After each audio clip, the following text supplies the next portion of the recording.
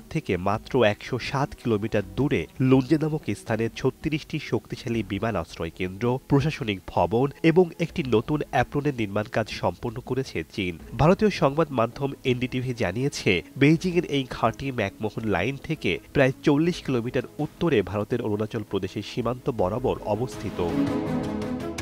নতুন এই শক্তিশালী আশ্রয়কেন্দ্র নির্মাণ চীনকে যুদ্ধবিমান ও ড্রোন মোতায়েনে সুবিধা দেবে বলে মনে করছেন বিশেষজ্ঞরা। এতে ভারতের বিমান বাহিনীকে প্রতিক্রিয়া জানানোর জন্য সময় কম লাগবে চীনের বিমান বাহিনীর, কারণ ভারতের নিজস্ব ঘাঁটিগুলো অরুণাচল ও আসামে অবস্থিত।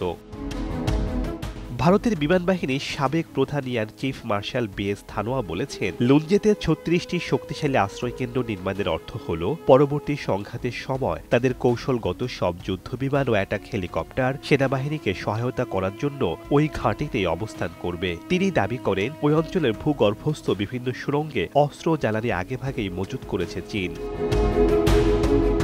ধানোয়া আরও বলেন, যেদিন থেকে চীন তিব্বতের ঘাঁটিগুলোতে শক্তিশালী বিমান আশ্রয়কেন্দ্র নির্মাণ শুরু করবে সেদিনই বুঝতে হবে তারা ভারতের সঙ্গে যুদ্ধের প্রস্তুতি নিচ্ছে। এতে তিব্বত অঞ্চলে চীনের প্রধান দুর্বলতা দূর হবে। নিরাপত্তা বিশেষজ্ঞরা বলছেন, উঁচু অঞ্চলে মিশন পরিচালনার জন্য বিশেষ ড্রোন তৈরি করেছে চীন। ১৬,০০০ ফুটের বেশি উচ্চতা থেকে স্বল্প পাল্লার ক্ষেপণাস্ত্র নিক্ষেপ করতে পারে ওই ড্রোনগুলো, যা তিব্বতের মতো পার্বত্য এলাকায় আক্রমণ প্ল্যাটফর্ম হিসেবে কার্যকর।